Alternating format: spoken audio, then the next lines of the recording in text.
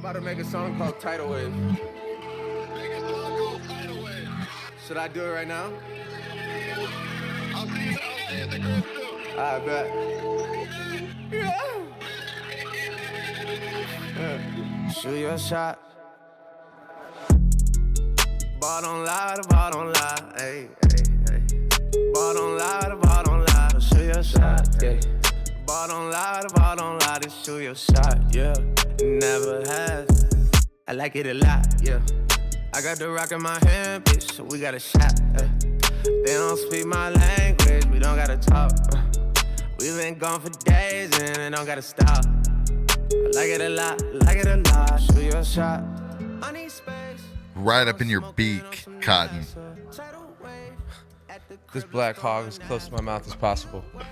Without sucking it. Just a tip, just for a second. Just see how it feels. That's nice, Steve. That's the thing I was saying on social media.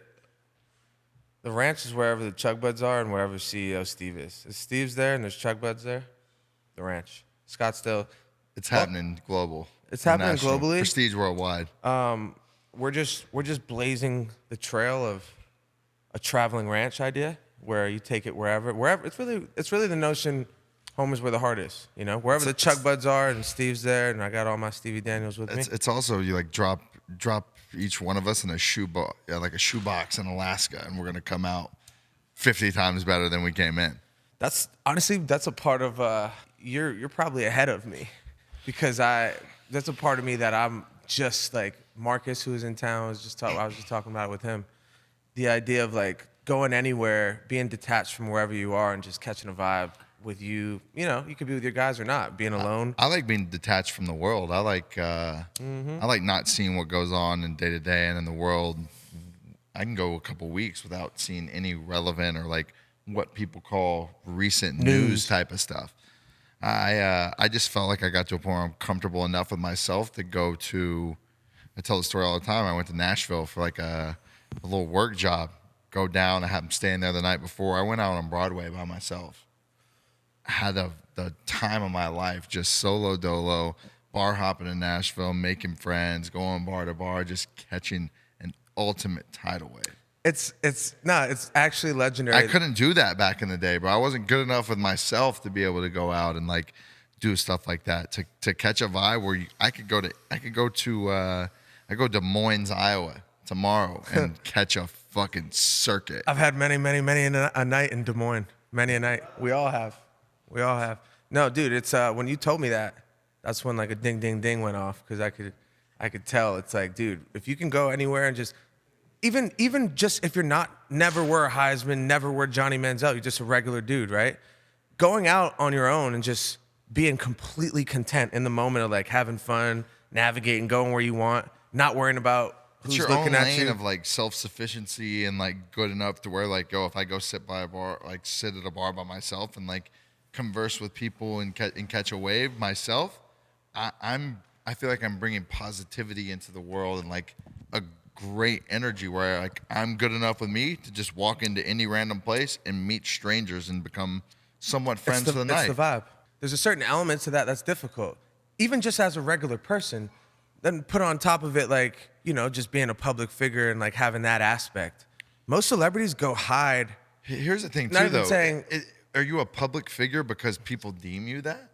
Like, is that what it is? Because people come up to you randomly, like, every now and then? Is that what deems you a public figure? Like, when in all honesty, like, you have a little notoriety, a little people that, like, obviously have followed the past and what it is. But at the end of the day, You're a regular people go person. out all the time and just catch a regular, normal vibe and a wave that's just average. Every day, just good people meeting random good people and fucking vibing.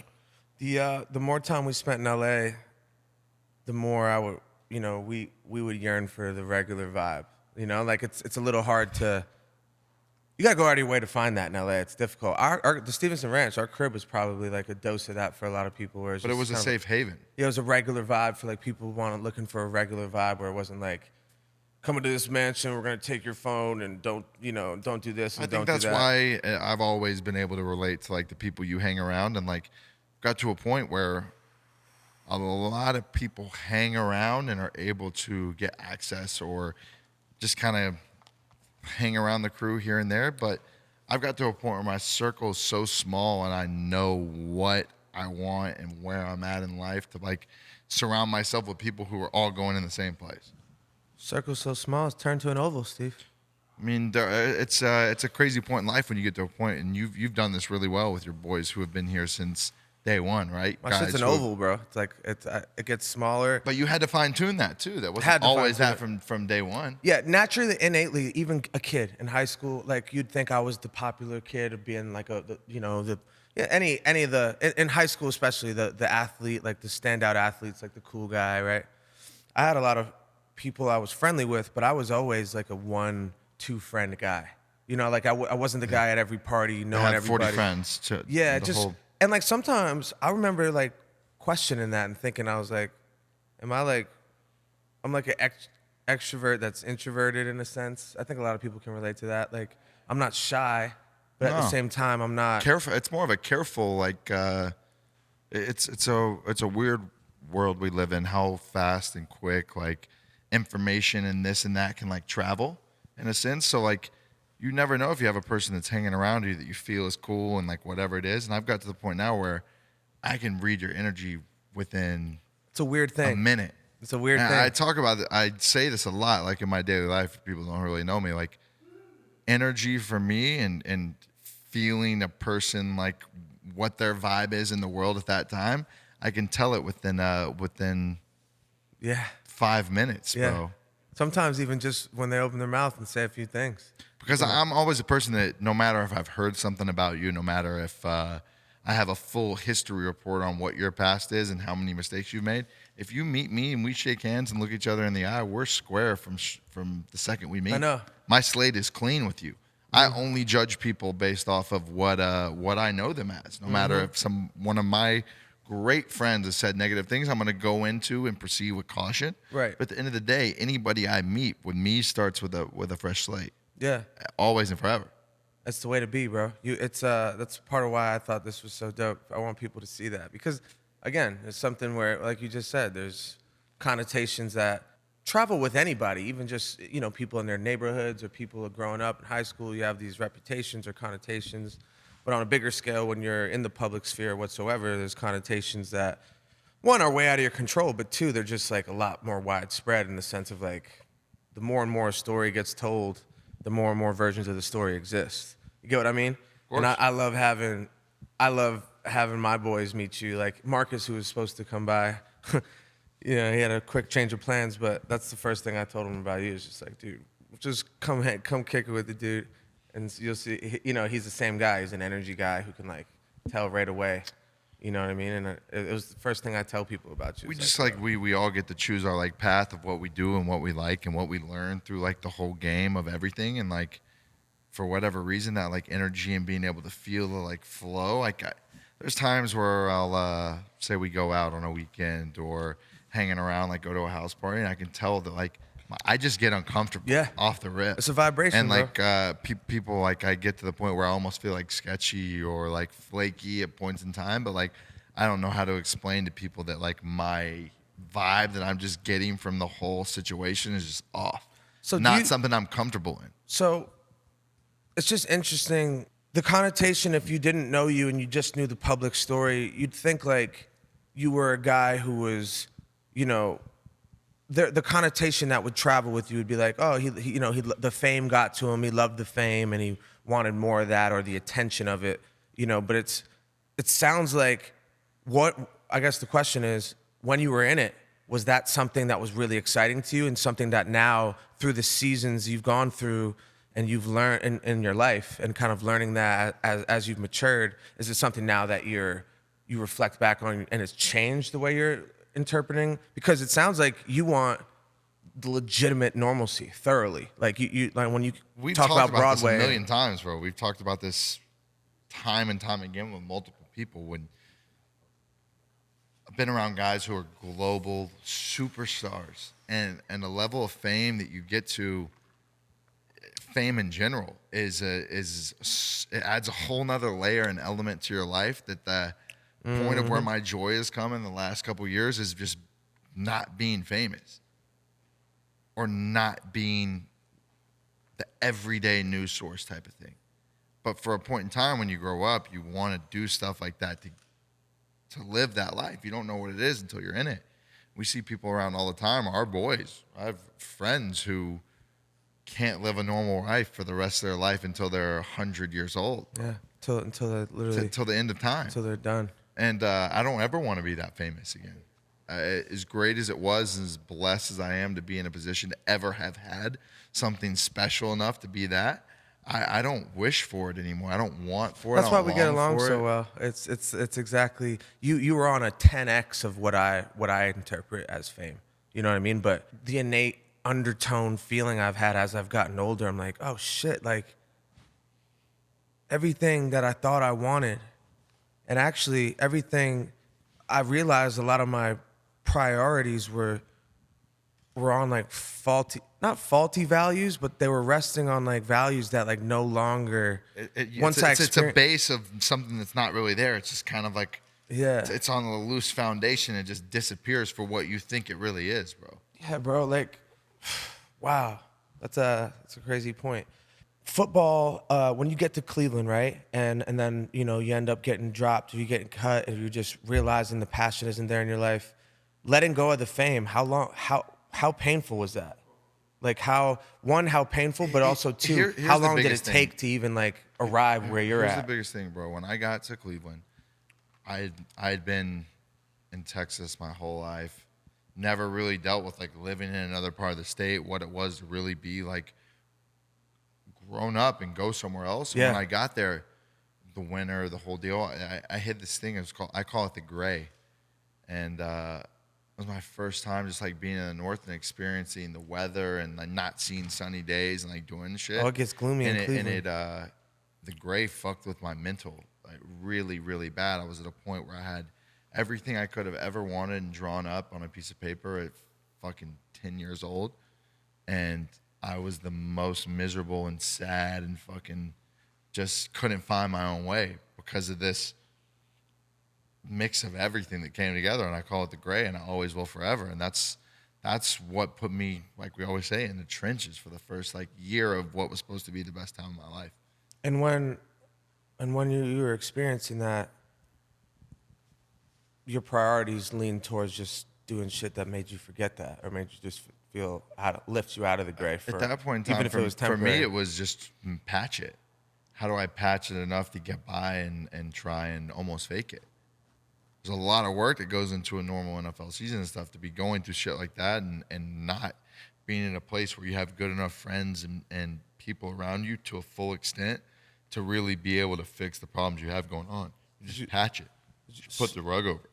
As a man at that point, did you feel like were you able to share that with people, or you couldn't really tell people? Looking back now, I had people around that more than I can even like. People could have helped me. There was a lot of people around that were there in the position to do it. So what we talked about in the last pod was no matter who it was in my life at that point in time, I never would have. I would have never would have listened. It was in one ear and out the other type of thing. That's all it was. It's crazy, man. I love the way you're putting. I love the phrase "the gray." Like you can associate it to the weather or just being in a new place. It's more than that, bro. It's more than just the weather, too. Your shit's even on a bigger scale, so that's why I'm going up this tree. Like, I went through a whole season of the gray in LA when it was fucking sunny and fucking blue skies, baby. I was fucking model bitches over, making good music. I've been saying it this week. Like, we left LA and now I'm in a little bit of a gray because I'm like, I feel a little fish out of water, and I know how fun and exciting this should be. But you know how quick it can go left. Oh, too.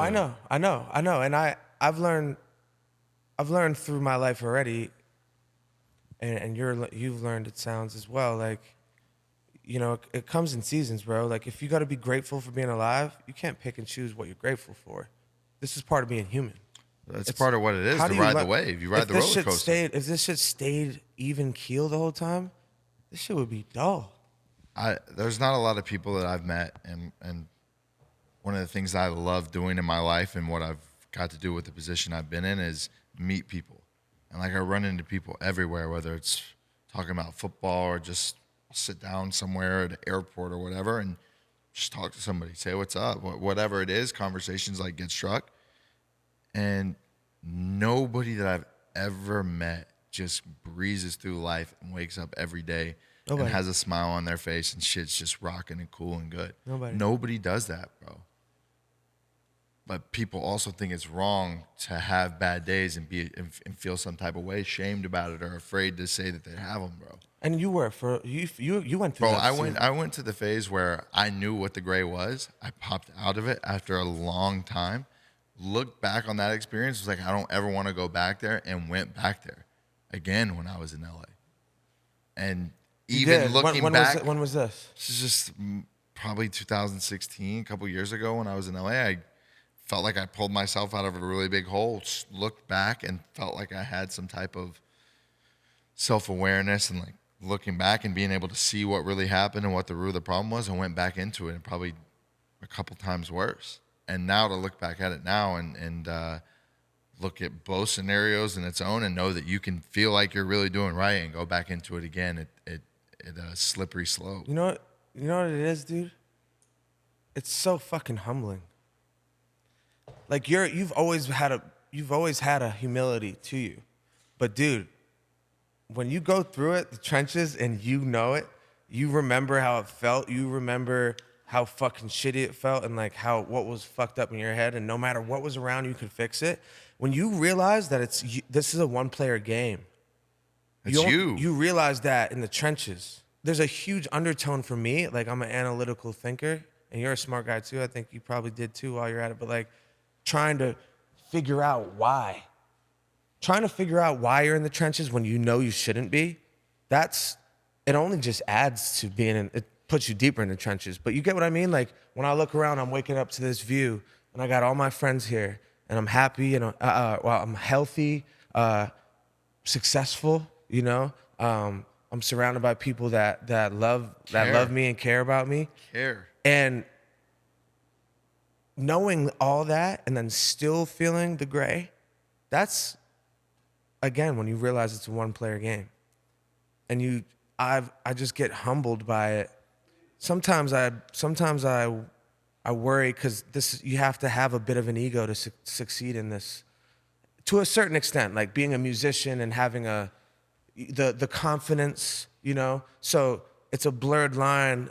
Like anything, doing anything publicly, it takes a certain confidence. Like it's challenging to put yourself out there and get in front of people and then be open to their commentary. It's a harder time having to do those type of obligations and not feeling like you want to do it. Yeah. It's hard to try and fake it through when you're going through stuff and go through normal life. Really hard. Really hard, bro. What'd you say, Blue?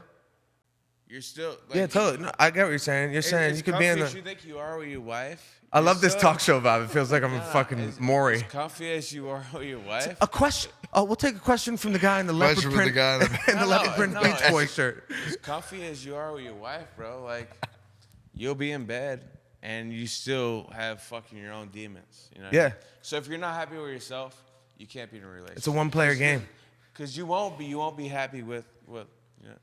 Absolutely. But at the end of the day, when I look back and learned a lot of shit, was I got to a point where I wasn't around anybody anymore, and I was by myself. And I'm sitting with all this stuff that I've done, people that have been around, everything. At the end of the day, I was only sitting with me, bro. I was only sitting, laying my head to go to sleep at night, only thinking of everything I've done, the mistakes, the whole thing. It's a lot that weighs on you. At the end of the day, nobody else rides that wave with you all the way till the end. You have to ride the wave, though. Like, if you don't ride it and just hold on to the boogie board and do it, you know what I mean? Like, that's the only way you get back to fucking shore, though. Or you could just go afloat. I just think, like, as much as you love your boys that are like around all the time, they don't go through the trenches that you go through the trenches on your own. They go through their own trenches, yeah. They're going through their own shit, and obviously as a team, you go through your own shit. But at the end of the day, if everyone's away and you're gone and you're just dolo, you only go through it on your own. How long of alone time did it take before it became slightly enjoyable? Because I know you say it now. You'll go off. You have a lot of friends. You're very good at like just networking and making friends, but there's an alone time element to becoming like a man and an adult and like being okay with yourself. Yeah. That if you're never with yourself alone, it's hard to even like actually really truly know yourself. You know what I mean? Like you have to tune into like what's really going on. And if you have all these conversations and thoughts and other energy around you all the time, it's like patching it up. That's another huge thing for me is like there's times over the years and like the decisions I made and I know the way that my thinking works and how my mind works. I got to a point where I'm cool with me enough to be like, you know, I know what I am. I know the decisions I'm gonna make. They're gonna be a little fucking off the Richter every now and then, but that's just how I rock. And for a while, I tried to fight that notion of like what it was and make excuses or apologize or. I mean, dude, it's understandable. But I know what it is, bro. I know what I am. I know the decisions I made. I know how I've been in the past. Areas to improve, things I need to continue to doing that keep me incredibly happy, bro. That I've been talking about the last like 6 months is like a pursuit of happiness type of thing. I just want to try and find a way to be happy. I know I don't need X amount of money. I don't need this. I don't need that. Like I finally know what I'm good with to do. Just to try and be happy. What have you found so far? Man, I found a lot like just in myself about like who I am, but also like going out and doing things I normally wouldn't do in the past. I'm playing a ton of golf. I'm getting out like hiking, doing things here in Scottsdale, like enjoying where I'm being in a new place, making friends. You like going to fucking bars with like 12 people in there and like just having drinks and like being casual. Where most people, dude, I'm telling you, if you just go live in LA for fucking 6 months, you could be from fucking South Dakota, because I know people from South. You go to LA and you get into that life, and then all of a sudden it becomes something that's moves itself up very quickly on your totem pole of like, yeah, you know, I was like when you're doing X, Y, and Z at the top of the Hollywood Hills, and you know this guy and you know that girl, and you've been to that party, and you get into that world, which you jumped up the fucking, you know, you jumped up the scale of that very quickly. But like, you know, even myself, I find sometimes like, oh, you know, like I used to care less about who was in here and like what it mattered. Like none of it should matter At all. The core of me, none of it ever mattered. But the awareness to like, yeah, you know, that I definitely found myself having those thoughts and then trying to change that. Because, dude, bro, we're the most basic motherfuckers. That's, you know, like, I like bro, going. It's a point in time today where you see certain things. Got this thing on my phone where you can tell how much screen time you spend on apps or this or that. Like, people spend so much time on their phone or on the social media that their life is predicated and like played on a path of what they see without even knowing it type of thing. And it's the part of like the social media type of thing that I don't rock with all the way. As good as it is, and much as I like to like connect with people, it's just a dangerous place. So to like disconnect and do shit on your own vibe is the only way to get away from it, bro. Because society right now is trending to a way where you only follow what you see online or in your phone. I'm really happy we're in fucking Scottsdale. Come catch this vibe. We've been in this house for what? How long? 7 days. Yeah, probably a week. We've made a promise to ourselves, and we're gonna make it publicly now, that every chug bud done on the soil of our Stevenson Ranch Scottsdale property, we will be donating $1 to charity. What would you say our number is? Our dollar amount? Oh! He's going mixed drink into the chug. It's against all odds. Another $1 right there. Against all odds. I just learned that today. Thanks, Steve. Oh, you give us a tall boy. Tough draw. 44 ouncer. What would you put our number at after the first 8 days? First 7 days were over 100 chug buds. Easily. Deleted. Just beer's getting fucking. Actually, less beer. We've smoked over 100 cigarettes and also over Smoking some darts, you know? over Playing darts 100 on the chug balcony buds. with yourself, you know what I'm saying? Where's Blue up? He left. Kilmer, you got something? Come on, from the gallery. Chug the beer. I'm commentating. Chug the beer? Chug the beer. He just chugged a goddamn mixed drink. Want to give him a second? Mike, chug the beer. It's for charity. I'll do it. See, that's the thing. Now, if you're a good person, you know that I could just say It's for a good cause. It's for charity. It's for a good cause. You can't not. You're locked and loaded, Stevie. Right. You'd love to see it. This You gotta one's, catch up. He's a couple steps behind. this one's for the Boys and Girls Clubs. Cheers. You ready? This chug is brought to you by Chug Bud, the revolutionary way to chug a beer. Back to you at the studio, Mike. Good for you. We should figure out a Good for way you. to do Bravo. Can we set up a thing on Bravo where people can submit Yes. $1 for charity Yes. every time they do a chug bud? Yeah. So for everyone listening, by the time these come out, we have there's a back end of this Ball Don't Lie brand, and just us in general doing some back end connectivity stuff. I mean, there's gonna be a bunch of activations within it, but we're talking about flying a few of y'all out every month to come play us some beer pong and hang out for a day. Johnny's we're gonna be doing shit in the golf world. I'll toot your own horn.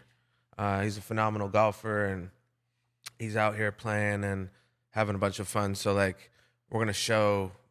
I think it's a cool vibe to give people a chance to come out, fly out for the weekend, come stay with the boys, hang out, and play a couple rounds of golf throughout the weekend, and Yeah. you never know what else. I mean, look, it's obviously weird times still. We're in the fantasy world of 2020 where, you know, connecting with people isn't as easy as it used to be. So we'll follow safety guidelines for it. But like, dude, it's part of that awakening where I was like, you know, we were just talking about like doing regular shit, meeting regular people, doing shit that's helpful and nice to people. And also that's helpful to like when I tweeted something I saw this dude said, he's like, selflessness heals the self. Like the more you're in the trenches, you're tuned into yourself. You become very selfish. It actually is an undertone of selfishness to be sad. Now, you don't have to judge or blame yourself, but there's a slight nihilistic selfishness to being sad if you don't have some immediate tragedy or some really serious. Of course. And you know, the undertone of that is like, look, if you're truly dialed into like being grateful for like the gifts you have and the life you're living and even just the air you're breathing, that's where I'm trying to go with it. That's it. Because you know what I'm saying? Like when it's not about you, it's a lot easier to be happy. When you're like when you're really hurting, the whole world's revolving around you. Of course I hit the red light, I'm running right to the meeting. Of course there's a big line at the store, I'm fucking running behind. Dude, there's 8 billion people on this planet. But you're thinking everything in the terms of you, like everything's happening to you. And I realized, dude, I was doing that every day of my life. How much like anger at yourself and at the world and anxiety and everything else you bring upon yourself by doing that? It's all in your head. You're doing it to yourself. It's in your head.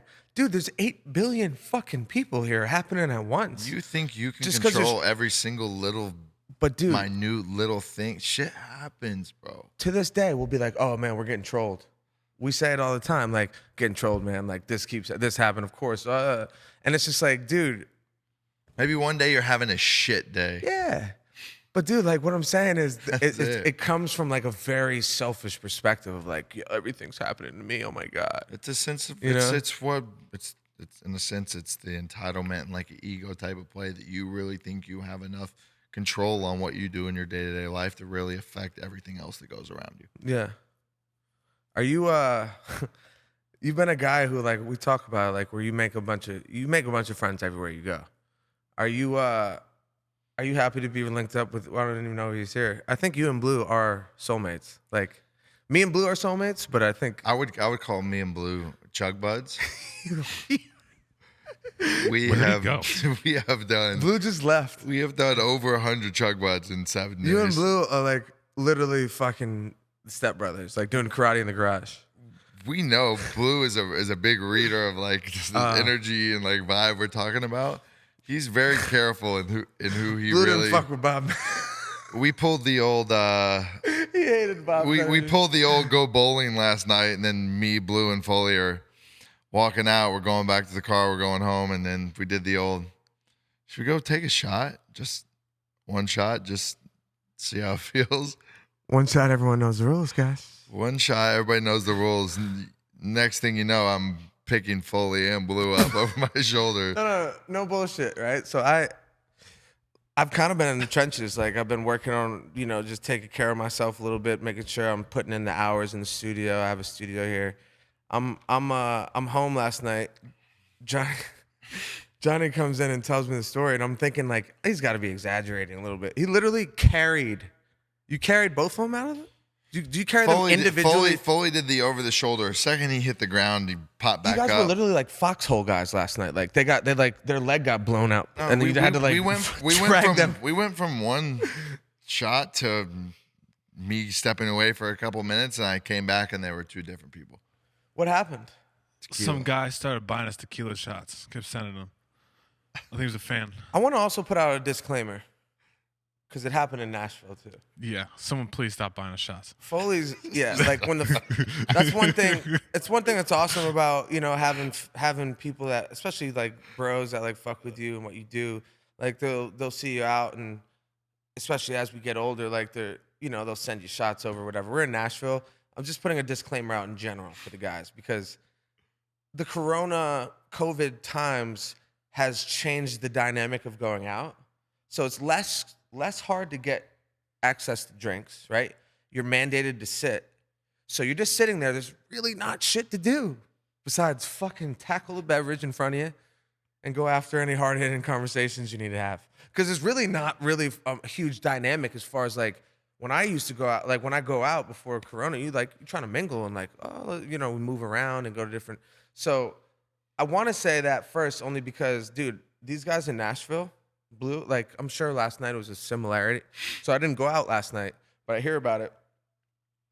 In Nashville, Foley and Blue started wrestling in the bar. Dead weight? No, they just started wrestling, and like I thought they were like had enough savvy or like wherewithal to be like, all right, when we're about to go down to the ground, like then they go down to the ground and they're rolling around on the bar, but they're not stopping. Like they're not like stopping, like oh my god, we're drunk. Like they were wrestling, like they were like somebody was trying to mount and like give a count for 3 and like Hey, Michael. get their hand raised. Mike, was it like the scene from Step Brothers when they're fighting in the front Pretty yard? much, Yeah. pretty much, yeah. And What the fucking fuck? there's one part of me that was disgusted. I was like, the fact that we've raged for this long and you guys still can't keep it together, like I don't really have that bone in my body. I'll never like wrestle my buddy to the ground and like just be sloppy. Like I don't know. I think Foley wins that fight 10 times out of 10 too. Nah. What? Really? Yeah. Blue's a strong little bastard. I've taken Blue down a few times. I got it under my belt a couple times. Yeah, but it's only like telling you if you and Blue like squared up sober and like wrestled, he would body your ass. Yeah, probably. Yeah. Yeah. But at the same time, like you've had some moments over him. I remember the tour bus. Yeah. I heard about that. The push heard around the world. Yeah, man. But you guys, you come in and he tells me, he's like, dude, I carried them out like over my shoulder. What do you mean? And he's like, dude, Foley fell. Foley hit the ground, had to throw him. He did the little arm over the shoulder, walked him out. So you took. I walk outside. This guy points at me. I point at him. We're already thinking the same thing before we've even spoken. He knew word. you were like in the He's foxhole. got like a 96 Mercury or whatever this car is. Guy points at me. I point at him. He looks like a driver. I need somebody to drive. Throw Foley in. Foley looks at me. He goes, Blue. I go, you're Dude, it's damn literally right. foxhole shit. It's like, go back and get Blue. Yeah. I go Blue's go grab Blue. I pick him up. Throw It's like him a over burning house.